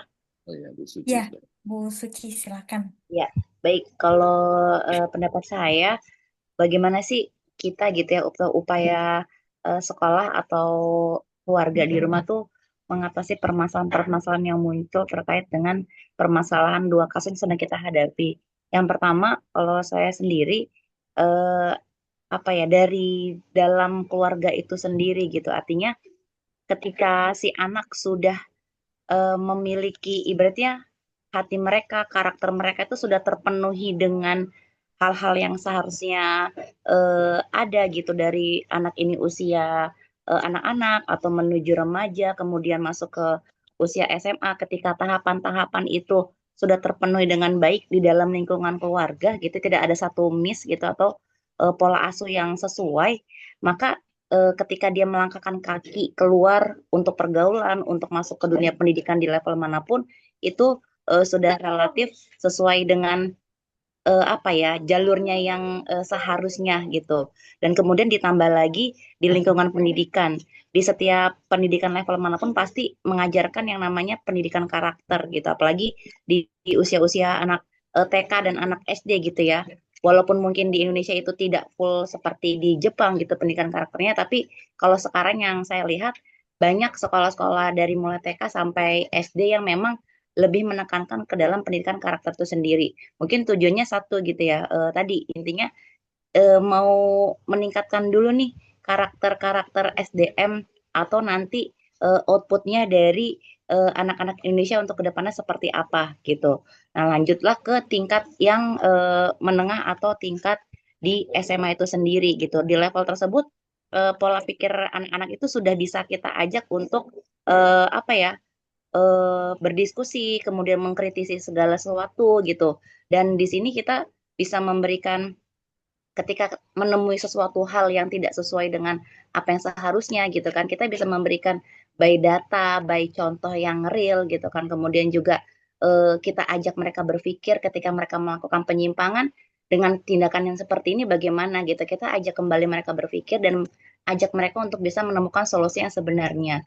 Nah, kemudian tadi yang Mbak Septi bilang juga di setiap sekolah pasti juga sering gitu ya melakukan yang namanya kampanye-kampanye tentang anti bullying, anti narkoba, nafsa dan mungkin kalau sekarang itu ditambahkan dari pergaulan bebas atau seks bebas itu ya itu sudah kita lakukan di dunia pendidikan dari mulai awal semester bahkan di per 3 bulan gitu ketika ada sesi-sesi tertentu kita mengundang dari ahli, misalkan dari BNN atau dari apa namanya lembaga perlindungan anak gitu kan, itu kita datangkan ke sekolah-sekolah. Tujuannya satu gitu, intinya untuk mengingatkan kembali, untuk mengajak kembali kepada anak-anak ternyata yang mereka lakukan sekarang yang mereka anggap biasa itu semua sudah masuk ke dalam kategori bully itu sendiri gitu. Mungkin kalau dulu kita bully itu baru mengenal yang namanya bully fisik aja gitu. Kita pukul, kita bisa dikategorikan sebagai bully gitu. Tapi kalau sekarang versinya anak sekarang, bully itu macam-macam gitu kan. Tidak hanya fisik tapi bisa bully verbal gitu kan. Dan itu mungkin yang belum dipahami oleh anak-anak sekarang. Nah, di pendidikan kita itu sudah masuk semua gitu ya. Ketika ini berjalan seimbang antara apa ya, antara nilai-nilai yang diterapkan atau ditanamkan di rumah, kemudian di sekolah juga ditambahkan dengan hal yang seperti itu bisa jadi meminimalisir terjadinya kasus-kasus yang seperti ini gitu. Kalau di sekolah saya pernah mengalami ada satu anak yang apa ya, dia tuh tontonannya itu apa namanya, yang seperti aliran-aliran agama Islam yang itu banget gitu, intinya apa-apa jihad itu harus begini-begini. Nah itu ketika kita dalami, kita ajak ngobrol dan kita identifikasi nih anak ini sebenarnya ada permasalahan apa, dan ketika menemui anak seperti itu yang bisa kita berikan ke anak ini adalah yang pertama pasti kita mengajak duduk bareng diskusi dengan orang tua gitu. Ternyata kondisinya seperti apa, dan ternyata pun di rumah terjadi sesuatu hal yang pada akhirnya menyebabkan anak ini melakukan hal yang seperti itu. Nah, treatment kita semuanya tuh bekerja sama dari mulai orang tua, kemudian wali kelasnya yang memang intens banget terhadap anak ini gitu kan, kemudian guru BK gitu. Dan pada akhirnya ketika dia lulus, progres-progres positif itu bisa terlihat, dan saking apa ya, kita tidak menyangka bahwa anak ini pas waktu lulus kemarin tuh keterima di PTN yang kita tuh nggak nyangka anak ini tuh mau daftar loh ke PTN gitu. Jadi intinya kalau semua pihak bersinergi dengan baik, kita bisa meminimalisir yang namanya penyimpangan-penyimpangan yang terjadi seperti saat ini. Itu Mbak Isa. Oke, baik Bu Suki buat tanggapannya. Terima kasih. Iya betul ya, berarti dimulai dari rumah dulu nih kita untuk membentuk karakternya gitu kan. Terus tadi juga sangat penting dan perlu sekali gitu kan untuk membantu mengurangi pembulian atau menghilangkan pembulian itu yang paling penting juga dari orang tua, guru, guru BK dan lingkungan sekolah gitu kan yang harus sekali kita membantu dan berpartisipasi untuk peserta didik yang mungkin ada penyimpangan atau kelainan-kelainan gitu kan ya dalam lingkungan dan sosialnya. Baik Bapak Ibu, mungkin ada tanggapan lain?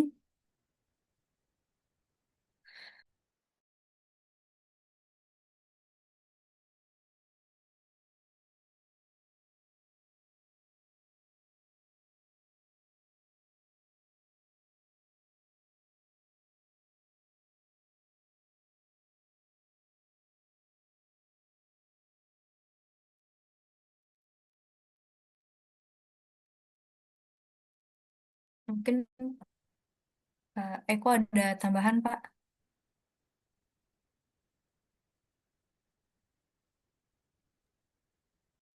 Iya, eh, tadi saya sudah singgung ya, saya ada catatan kecil soal Timothy, nanti biar dibaca oleh Ibu Maria ya. Tapi begini, soal pendidikan multikultural dan bullying, apakah ada korelasi yang tegas antara keduanya? Dalam berbagai jurnal, saya kira, sudah disebutkan bahwa dampak ketidakpemahaman terhadap pendidikan multikultural itu bisa mengakibatkan bullying di kalangan sekolah, baik di SMA maupun di perguruan tinggi. Ya, karena apa? Tidak paham pendidikan multikultural, kemudian anak didik atau mahasiswa itu tidak tertanam sifat-sifat empati, ya, pemahaman soal eksklusivitas, memahami keragaman, sehingga bullying. Nah, satu riset di Korea Selatan itu menyebutkan hampir 300 anak sekolah menengah atas, tepatnya 298 ya dalam riset itu menyebutkan gagal masuk ke perguruan tinggi atau ditolak oleh perguruan tinggi karena rekam jejak mereka itu terlibat dalam kasus bullying waktu di SMA. Jadi perguruan tinggi di Korea Selatan itu sudah memfilter bahwa calon mahasiswanya tidak boleh punya track record buruk soal bullying. Itu ada sekitar 300. Jadi pesannya apa? Wah, kepada anak didik, Bapak Ibu, kalian boleh hebat, kalian boleh cerdas, prestasi boleh menumpuk, tapi kalau attitude tidak bagus, dia kehilangan masa depannya. Tapi bagaimana pertanyaannya dengan di Indonesia? Apakah itu sudah diberlakukan? Kita belum mendengar ya, ada kampus yang menolak anak pelaku bullying ya. Mudah-mudahan regulasi kita ke depan itu menyentuh aspek soal perundungan itu. Ya. Gimana, Bu Maria udah siap baca ini ya, essay singkat saya. Saya kira ditampilkan saja supaya kita mendengar. Tadi saya lihat suara Bu Maria yang cukup lantang ya. Silahkan membaca. Mas Fian bisa ditampilkan. Ini catatan kecil soal Timothy. Mudah-mudahan menggugah nurani kita. Meskipun nanti akan memunculkan pertanyaan-pertanyaan yang saya kira menggelitik dan harus dijawab secara riset ya. Apakah dia memang betul korban perundungan atau ada aspek lain. Silakan Mas Fian, Bu Maria, silakan.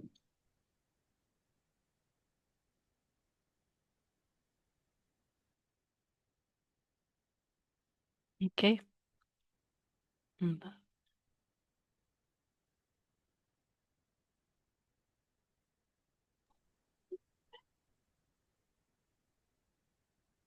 Jadi Mas Fian kan ya? Iya. Silakan di-share, Mas.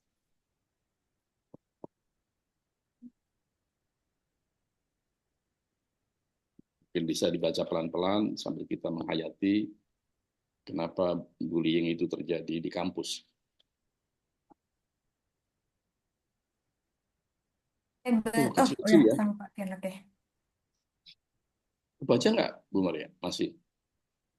Baca Pak, kan saya ada juga di ini. Oke, perundungan mengapa? Mahasiswa naas itu, Timothy Anugrah Saputra, cermin kelam perundungan dan kebisuan kampus yang berulang. Mahasiswa FISIP Universitas Udayana yang penuh harap itu kini menjadi headline media dalam cerita duka. Ia meninggal diduga bunuh diri akibat perundungan kawan-kawannya sendiri. Timothy hanya ingin berteman, namun yang didapat adalah ejekan, pengucilan, dan sindiran yang menggerus jiwanya. Kampus yang seharusnya menjadi rumah kedua, justru menjadi arena kekerasan emosional. Parahnya, para pelaku perundungan tak menunjukkan penyesalan, bahkan pasca kematian Timothy. Ironi, bagaimana dalam duka tak ada empati. Tragedi yang merenggut nyawa, meniadakan nilai kolegial bersama. Perundungan di kampus sering terselubung dalam candaan dan tatapan dingin. Namun luka yang ditorehkannya bagai racun merembes perlahan merusak jiwa. Timothy terjebak dalam dunia yang menjanjikan harapan, namun berujung kehancuran. Ini mengingatkan saya pada ucapan Friedrich Nietzsche, manusia yang paling menderita adalah mereka yang tak bisa menemukan makna dalam penderitaannya. Timothy kehilangan makna di tengah tawa yang menyisakan luka. Pelaku yang menikmati dominasi sosial lupa. Perundungan tak hanya menghancurkan korban, tetapi juga menggerus rasa kemanusiaan. Jean-Paul Sartre dalam eksistensialismenya menyatakan, neraka itu adalah orang lain, menggambarkan bagaimana interaksi sosial bisa jadi sumber penderitaan terdalam, di mana kebebasan individu dirampas tindakan brutal. Anehnya, sikap kampus tak nampak reaktif, baru bergerak saat kasusnya viral. Albert Bandura dalam teori observational learning menegaskan bahwa perilaku dipelajari dari lingkungan. Jika kampus tak tegas menolak perundungan, mahasiswa akan terus meniru kejahatan halus ini. Seperti kata Immanuel Kant, perlakukan manusia sebagai tujuan, bukan sarana. Jadi kampus harus jadi teladan, menumbuhkan budaya empati, bukan sekedar kebijakan di atas kertas dan bereaksi setelah media memberitakan. Timothy telah pergi, namun tangis dan penderitaannya menuntut perubahan pendidikan kita, agar kampus benar-benar menjadi rumah kedua bagi mahasiswa. Selamat jalan Luar biasa. Timothy, luka dan penderitaanmu teladan pembelajaran bagi kita semua. Kita Yogyakarta, kasih tepuk tangan 22 dong. Oktober Kita kasih tepuk 2020. tangan. Terima kasih, Pak. Bagus Pak tulisannya. Ya, itu spontanitas ketika kita menangkap berita yang memilukan bagi dunia kampus, dan saya ajarkan pada adik-adik kalian di program vokasi di Jogja bahwa bagaimana membangun rasa empati, yang saya kira itu bagian dari konsistensi di pendidikan multikultural ya. Orang punya sikap empati itu harus tertanam dalam jiwa seorang siswa atau mahasiswa sehingga tidak mudah melakukan perundungan pada kawannya. Jadi sekolah, kampus yang harusnya menjadi rumah kedua berubah menjadi neraka bagi anak-anak yang mendapat perundungan. Tapi memang ini perlu investigasi karena kebetulan salah satu jurusan yang saya ampu adalah jurusan media ya, terkait dengan jurnalistik. Buat media harusnya tidak berhenti sampai di sini. Harus ada investigasi apakah Timothy memang bunuh diri akibat tekanan yang luar biasa dari kawan-kawannya. Dia tidak punya ketahan malangan untuk menghadapi situasi di kampusnya sehingga memilih jalan sesat ya dengan bunuh diri. Atau ada aspek lain. Karena muncul informasi bahwa reputasi pendidikan Timothy itu juga tidak terlalu bagus. Dalam waktu yang bersamaan, dia sedang mengajukan tugas akhir dan sering ditolak. Nah, kalau ini sebagai dampak yang juga serius, maka bullying itu bergeser dari teman-teman dia ke dosen. Gitu. Apa dosen tidak bisa memperlakukan mahasiswanya dalam kategori bullying? Saya kira bisa. Dosen-dosen yang menurut saya aneh itu juga patut diduga bisa penyebab sebagai bullying di kampus sehingga mahasiswa tidak bisa mendapatkan pelayanan yang ideal sebagai seorang mahasiswa dan bisa jadi patah arang karena skripsi atau proposalnya ditolak terus dan itu bisa mengakibatkan tadi putus asa ya. Jadi buat kami karena kami di media itu selalu mempertanyakan hal-hal yang di luar persoalan yang muncul ke permukaan. Selama ini kan ya karena dibully oleh temannya gitu. Tapi apakah cukup hanya temannya saja? Jangan-jangan tekanan internal di luar teman-temannya itu jauh lebih dahsyat sehingga membuat Timothy tidak tahan. Nah, investigasi semacam ini siapa yang harus melakukan untuk menemukan jawaban yang pasti? Kalau itu dilakukan dosen, saya kira pengingkaran dari konsep pendidikan multikultural juga ya. Dosen tidak memahami bagaimana membangun empati kepada mahasiswanya.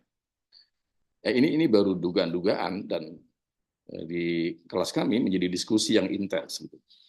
Menjadi diskusi yang tidak sekedar menghubungkan teori-teori tentang multikultural, hilangnya rasa empati, menerima keberagaman, tapi jauh lebih itu, adakah kegagalan Timothy itu karena tekanan lain? Nah, ini boleh seujon, karena seorang peserta didik, dosen, peneliti itu harus berangkat dari skeptisisme ya, sikap skeptis. Apa benar itu? Dan saya kira kalau ada temuan-temuan baru itu akan membantu proses pengusutan penyebab dari bunuh diri Timothy. Tidak kemudian publik hanya menyalahkan teman-temannya. Teman-temannya melakukan perundungan, ya dia melakukan kesalahan. Dan seperti saya katakan tadi, di Eropa mendapat sanksi yang luar biasa. Dia dilarang masuk kampus. Bagaimana dengan di Indonesia? Saya kira ini tugas Bapak Ibu yang ada di sekolah ya, untuk merawat dimensi multikultural, sehingga dia menjadi bangunan yang kokoh, dan anak-anak ketika keluar dari sekolah, berada di kampus, dia tidak menjadi pelaku perundungan. Itu saya sekedar mengelaborasi apa yang disampaikan oleh kelompok ini ya. Ibu Aisyah ya, sama Ibu siapa tadi?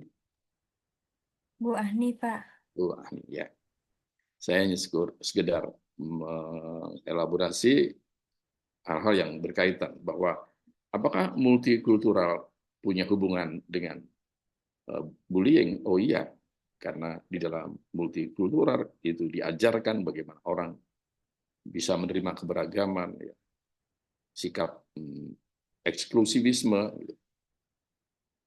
Tapi tanpa itu ya tadi dia akan bisa bersikap semena-mena terhadap koleganya, dalam hal ini siswa atau mahasiswa temannya. Itu ya, saya kira kuliah kita hari ini sangat menarik. Kita bicara soal dimensi multikultural dalam pendidikan, dan itu memang penting, apalagi ke depan di dunia yang serba digitalized ini. Persepsi anak kita itu bukan saja dibangun dari kampus atau dari sekolah, tapi juga dari media sosial. Bahkan opini di media itu punya kecenderungan mengalahkan apa yang kita ucapkan di kelas. Jadi lawan kita sekarang di era post-truth itu adalah opini publik yang beredar di TikTok, di YouTube, di IG, dan lain sebagainya. Dan guru saya kira harus mengejar ketertinggalan itu, ya, harus adaptif dan masuk ke wilayah yang juga dimasuki oleh para siswa kita. Tidak boleh kita mengambil jarak, kemudian kita nggak paham gitu, apa fenomena yang terjadi di lingkungan anak didik kita, sehingga tiba-tiba terjadi persoalan seperti di SMA 27 ya. Itu kan nggak masuk akal tuh. Anak bisa membuat meledakkan bahan peledak di sekolahnya, dan guru dengan pengawasan ketat tiap hari bisa dikatakan kecolongan atas tindakan itu. Saya kira ruang pikir anak-anak kita itu lebih dari 80% dia dicekokin oleh informasi-informasi dari media sosial. Harusnya guru itu bertahan pada persoalan-persoalan mendasar, bagaimana membangun jati diri, tadi empati, logika, nalar, sehingga selain dia berpikir kritis, dia juga berpikir berdasarkan moral dan etika. Kira-kira begitu. Gitu ya, kita selesai di jam berapa? Atau cukup? Atau ada pertanyaan? Ada pendalaman? Gimana Pak RW? RW-nya Pak Fian. Ya mungkin dari teman-teman kalau ada pertanyaan boleh. Pak Eko sampai Teman-teman, jam 8. ya, saya harus berangkat ke Jogja.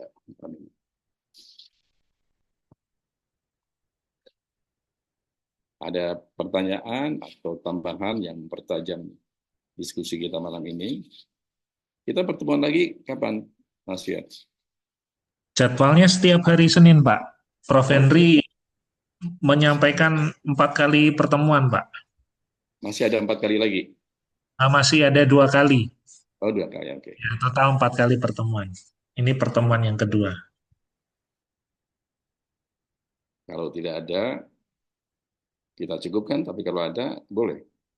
Jadi, Saya sih Pak ini sebagai yang menjelaskan, tapi oh saya ya, ingin tanya sih Mbak Pak. Asian, silakan. Jadi tadi kan kita udah beberapa Bapak Ibu juga berpendapat ya dimulai dari kayak Bu Suci tadi mengungkapkan berpendapat, yaitu dimulai dari keluarga dulu nih untuk membentuk karakter eh, anak tersebut gitu, dari mulai dasar, dari mulai PAUD, TK hingga perguruan tinggi gitu ya Pak. Tapi kan sebenarnya dari keluarga itu gimana sih Pak sebagai dimulai dari keluarga menurut Bapak eh, apa yang harus dibentuk gitu Pak selain di karakter ini?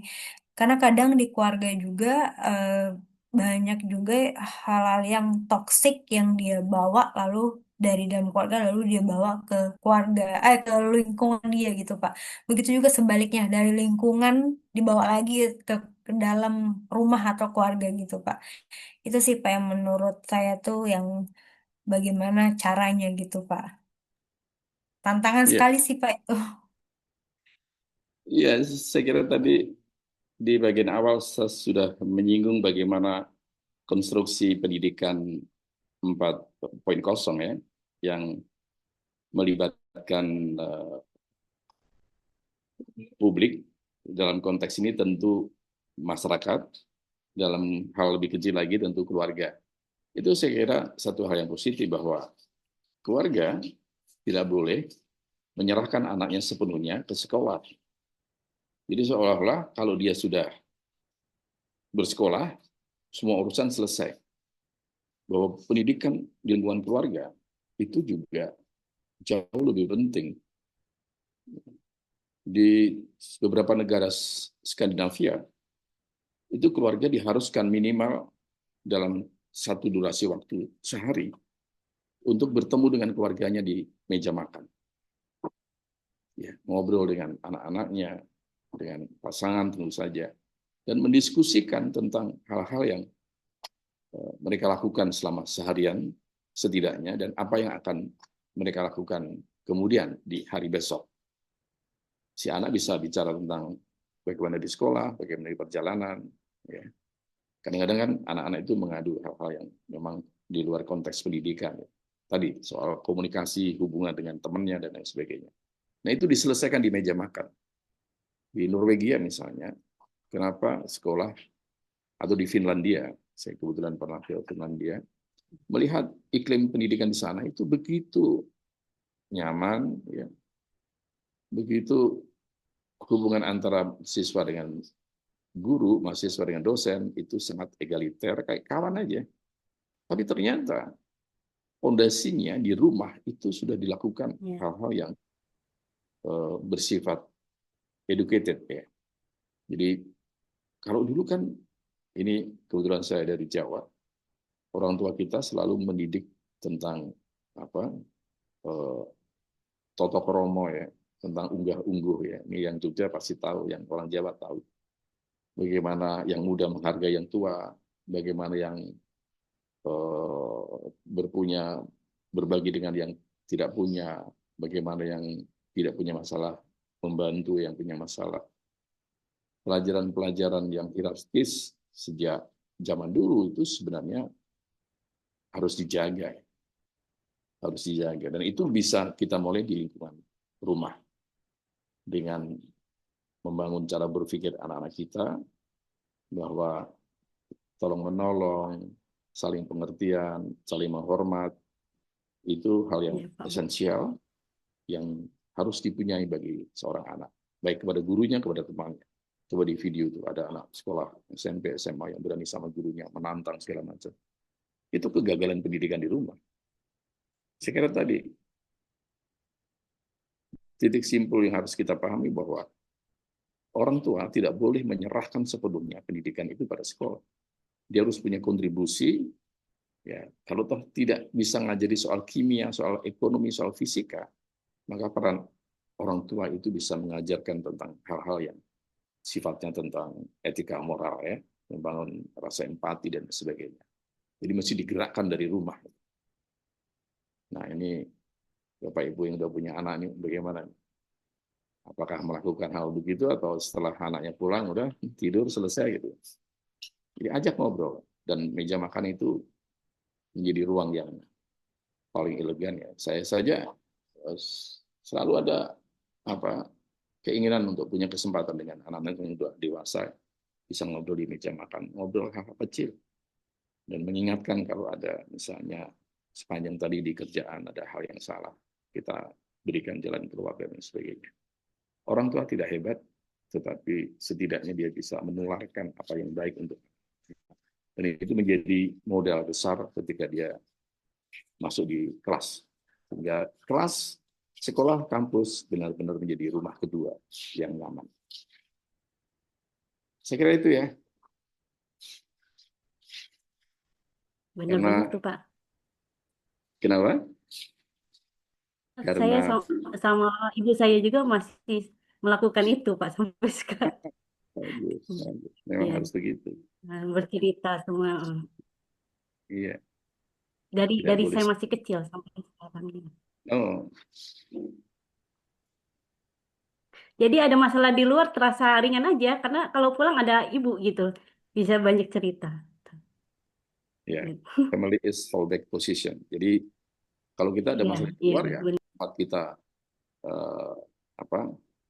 kembali, ya family kita, orang tua, kakak. Kalau di luar ada masalah. Oke, ya, jangan dihabiskan hari ini. Kita masih ketemu 2 kali lagi. Mudah-mudahan topik yang akan datang. Makasih banyak, Pak. Makasih Pak atas Hati-hati ilmu di dan jalan, Pak. pengalamannya. Hati-hati di jalan. Sama kita belajar sama-sama. Mas Fian, terima kasih yang selalu mengingatkan saya. Sama-sama, Pak. Terima kasih. Ya. Cukup, ya. Oke. Terima kasih. Oke, Pak. Makasih, Pak. Selamat malam. Biasa, kurang lebihnya. Selamat malam, Maaf, Pak. saya akhiri. Assalamualaikum warahmatullahi wabarakatuh. Waalaikumsalam warahmatullahi Izin langsung live, Terima ya. kasih, Pak Ini Eko. pengantar Iya, sudah siap. Pak. Oke. Terima kasih, Pak.